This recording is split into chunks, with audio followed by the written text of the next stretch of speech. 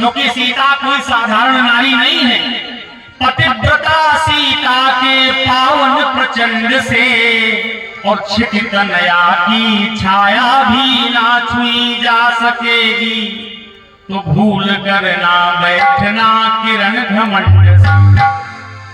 इसलिए भूमि जा समेत भूमि खंड को उखाड़ लिया रावण ने अपने भुजबल अखंड से। ततो विदान धरणीम नखैः रुद्र नृत्य बाहुबी। अपने तीक्ष्ण नाखूनों से अपने बाहुबल से उतना पृथ्वी का टुकड़े उखाड़ लिया और सीता माता को रथ में डाल दिया। क्रोधवंत तब रावण लीन से रथ बैठाए।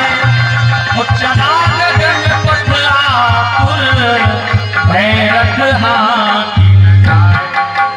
ध्यान दीजिए, क्रोध में रावण ने सीता जी को अपने रथ में डाला और विमान से लेकर के जब जाने लगा तो गोस्वामी जी लिखते हैं भैरथ हाथी न जाए। भयभीत है। क्यों? यही अंतर है चरित्रशील में और चरित्रहीन में। रावण कौन है? 20 थी भुजाएं शत्रुमार मर्दिनी विशाल। अरे वीरता भरी थी रोम रोम मुंडमाली। साधारण नहीं है रावण। 20 भुजाएं 10 सिर और प्रचंड वीर है रावण। लेकिन ऐसा रावण आज हरण कर रहा है तो गोस्वामी जी लिखते हैं कि आज भयभीत है। क्रोधवंत तब रावण लीनिस रथ बैठाए। चला गगन पथ आतुर परंतु भय रथ हाथी न जाए। लंकाधिपति रावण भयाक्रांत है, रथ नहीं चला पा रहा है। इसका अर्थ ये है कि चाहे संसार की संपूर्ण संपत्ति जीवन में क्यों न हो, लेकिन यदि चरित्रहीनता है तो भय से भरे रहोगे महाराज। क्योंकि कहा गया अभयम सत्व संशुद्धि। यदि चरित्रशील हो तो कोई भय संसार में नहीं है। रावण सीता को लेकर के चला तो जब चलने लगा तो गोस्वामी जी कहते हैं कुपंथ पग देत खगेसा रहत तेज तन बुद्धि बदलेसा।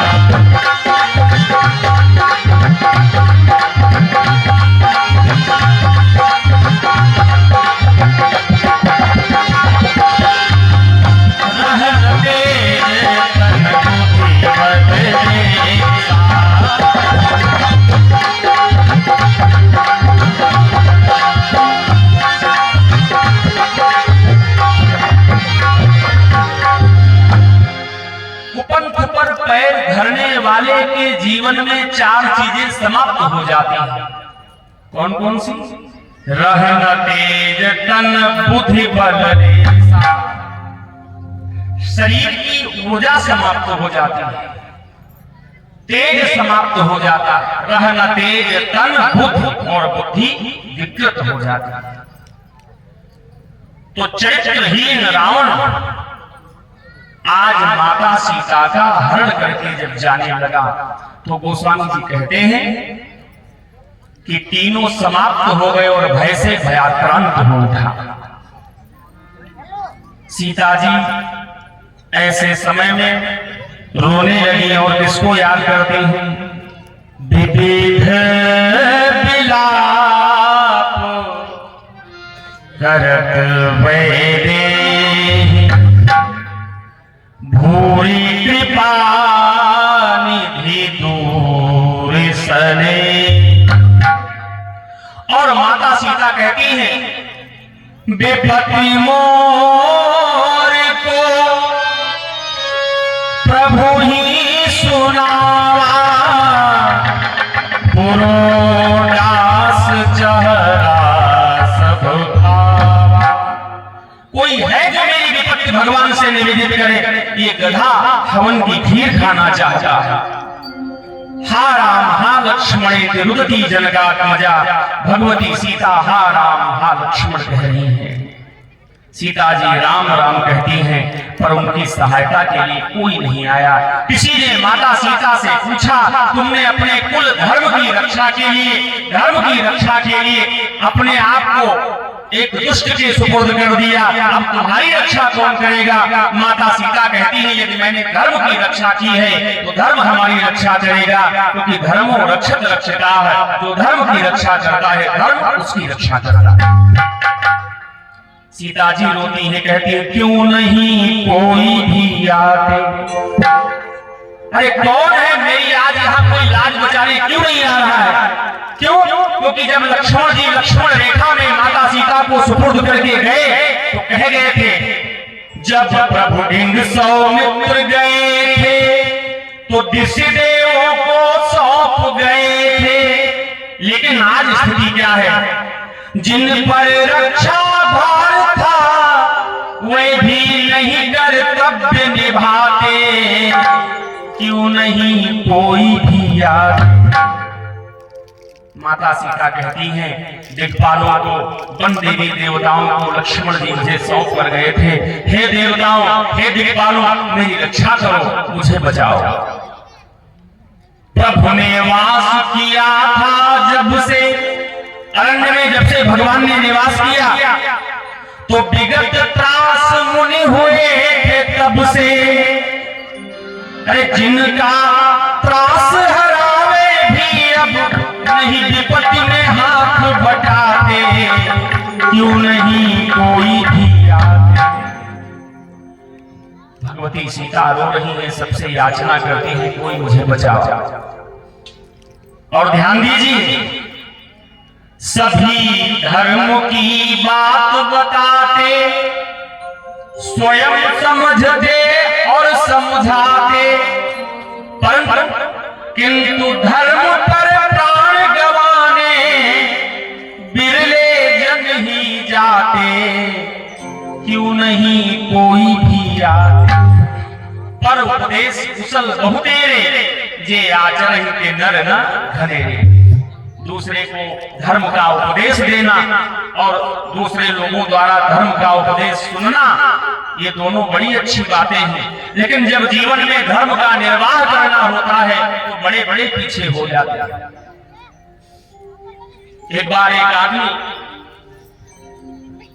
गिरा, नदी में डूब रहा था, तो लोग खड़े बाहर, नदी के बाहर, और कहते, अरे भाई कोई इसको बचाओ, कोई इसके प्राणों की रक्षा करो। लेकिन बचाने कोई नहीं जाता, सब बाहर यही खड़े कह रहे हैं, इसकी रक्षा करो, इसे बचाओ। गया कोई नहीं। और ध्यान दीजिए, तब तक एक नवयुवक उसी नदी में कूदा और उस डूब रहा था, तो वो तैर लेता था।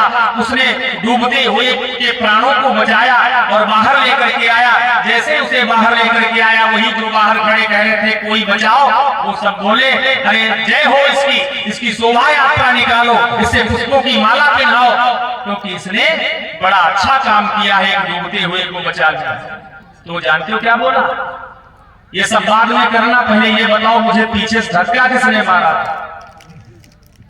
मतलब अपने मन से वो भी बचाने नहीं गया, वो भी उस भीड़ में खड़ा था, किसी का धक्का लग गया तो गिर रहा था, तैर लेता था, सोचने लगा अब मैं तैर लेता हूं, ये डूब रहा है तो नदी में गिर ही गया हूं तो बचा ही नहीं। ये स्थिति है आज। हम लोग बिना धक्का के कोई कार्य करते ही नहीं। जब तक धक्का न लगे तब तक कोई कार्य नहीं। तो सभी धर्म की बात बताते, स्वयं समझते और समझाते, किंतु धर्म पर प्राण गवाने बिरले जन ही जाते, क्यों नहीं कोई भी आते? सीता माता विविध विलाप करत वैदेही। सीता माता जब इस प्रकार रोई तो उस अरण्य से एक पक्षी निकला। कौन? गीधराज सुनिया रतबारी।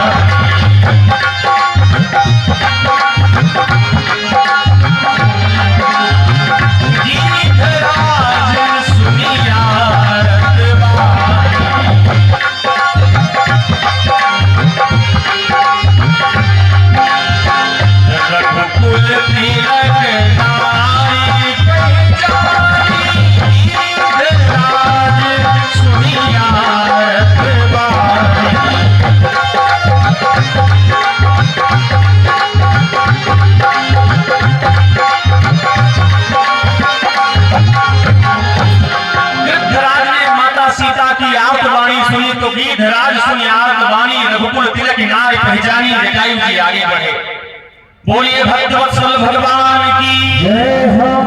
अब ध्यान दीजिए, हमारे गुरुदेव कहा करते थे विदेशों के बड़े बड़े सिद्ध और हमारे देश का गिद्ध बराबर है। चार वेद ज्ञाता धीर पंडित महान वीर, इतना तेज था सतेज अंशुमाली में, इतना ज्ञाता ब्राह्मण कुल में जन्म लेने वाला उत्तम कुल पुलस्त करनाती, चार वेदों का ज्ञाता बलवान रावण विदेश का है सो हरण कर रहा है एक नारी का।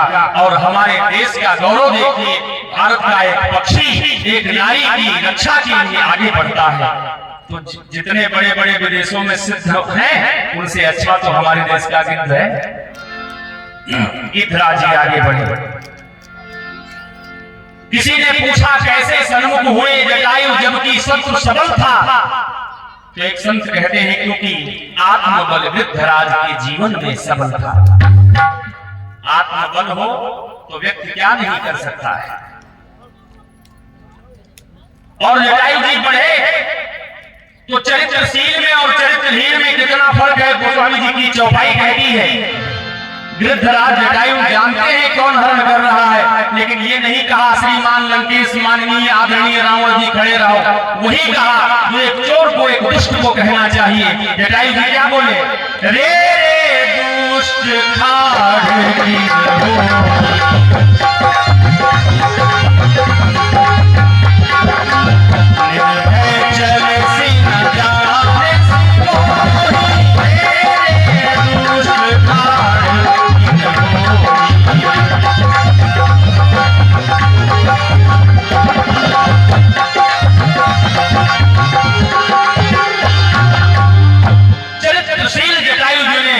दुष्ट रावण को दत्कारा और बोले, रे दुष्ट रावण खड़ा रहे, रे दुष्ट ठाड़ किन हुई, निर्भय जैस निर्भर जा रहा है।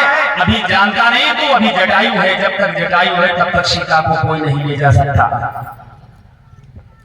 और रावण को डांटते हुए गिद्धराज जटायु अपने पंखों को फैला करके रावण के सामने पहुंचे।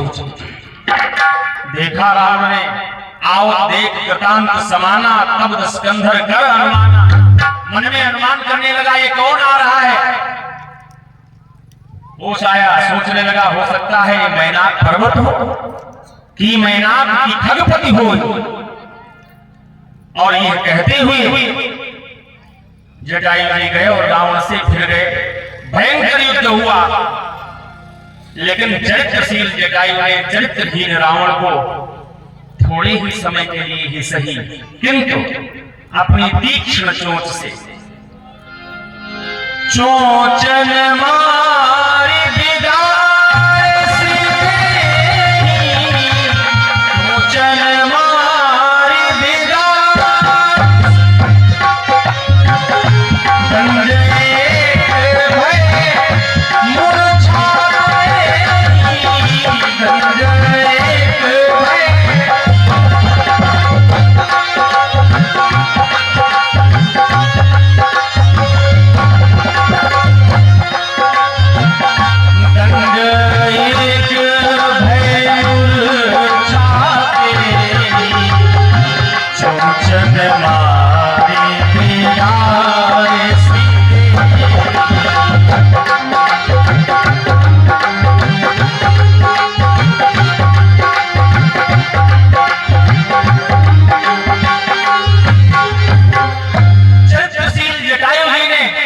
एक दंड के लिए ही सही, एक दंड 48 मिनट का होता है, इतनी देर के लिए ही सही गिद्धराज जटायु ने अपनी तीक्ष्ण चोंच से दशानन रावण को इतना मारा कि मूर्छित कर दिया।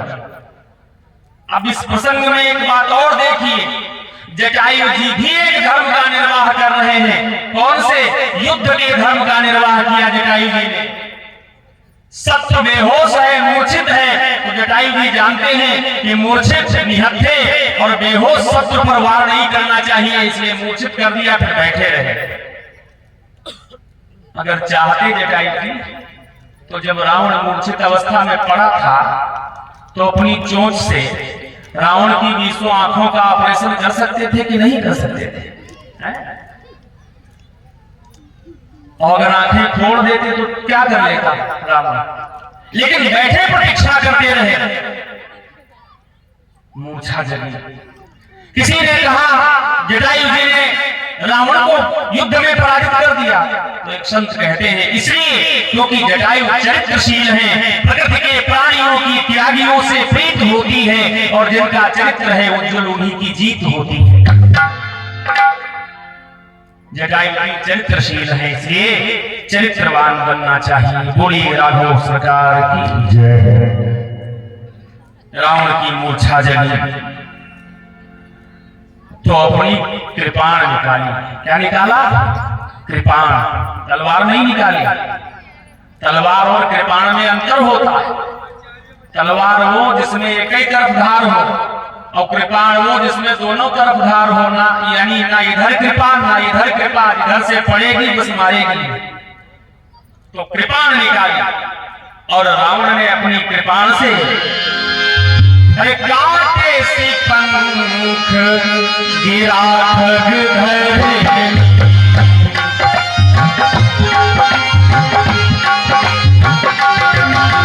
काटे सी पंख गिरा खग धरे,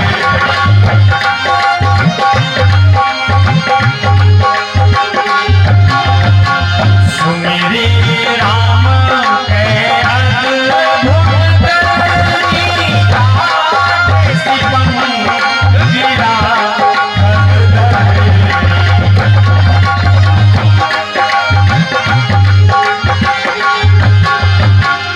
अद्भुत जटायु जी की और राम राम कहते हुए गिरधराज जटायु आकर के पृथ्वी पर गिरे। बोले गोविंद भगवान की। अब जटायु जी नेत्र बंद किए, पश्चाताप की आग में जल रहे हैं कि मैं जीवित और मैं सीता की रक्षा नहीं कर पाया। आंखों से आंसू बह रहे हैं। भगवान भी बिना कोई क्षोभ राम जी का स्मरण। जटायु जी मरणासन अवस्था में आ गए। किसी ने कहा जटायु जी तुमने तो सीता के प्राणों की रक्षा के लिए अपने प्राण संकट में डाल दिए। जटायु जी कहते हैं देखो धर्म तो यही कहता है मृत्यु तो एक दिन आनी ही है, निश्चित है। वैसे देखा जाए तो हम लोग रोजे ही मर रहे हैं। जो दिन कम होता है मर ही तो जाते हैं। निर्भय स्वागत करो मृत्यु का, मृत्यु एक है विश्राम स्थल, जीव जहां से फिर चलता है धारण कर नवजीवन संबंध। एक संत कह रहे थे कि मृत्यु क्या है। देखो नींद क्या है, नींद भी एक मृत्यु ही है ना। अगर इस दृष्टि से देखा जाए तो हम लोग रोज शाम को मर जाते हैं, लेकिन नींद ऐसी मृत्यु है जिससे आंख खुलते ही हम इस संसार को पुनः प्राप्त कर लेते हैं। या इसे इस भाषा में कहा जाए कि नींद टेम्परेरी मौत है और मौत परमानेंट नींद है। इसलिए एक साधक कह रहे थे दिल को सुकून रूह को आराम आ गया, दिल को सुकून रूह को आराम आ गया, मौत आ गई दोस्त का पैगाम आ गया। तो मृत्यु परमानेंट नींद है और नींद टेम्परेरी मौत है, जिससे हम जागने के पश्चात पुनः संसार को प्राप्त कर लेते हैं। इस मृत्यु का नाम है निद्रा, नींद। और जिस निद्रा में हम सोते हैं और पुनः संसार प्राप्त नहीं होता है, उस निद्रा का नाम है परमानेंट वाली मृत्यु। जटायु जी की आंखों में आंसू।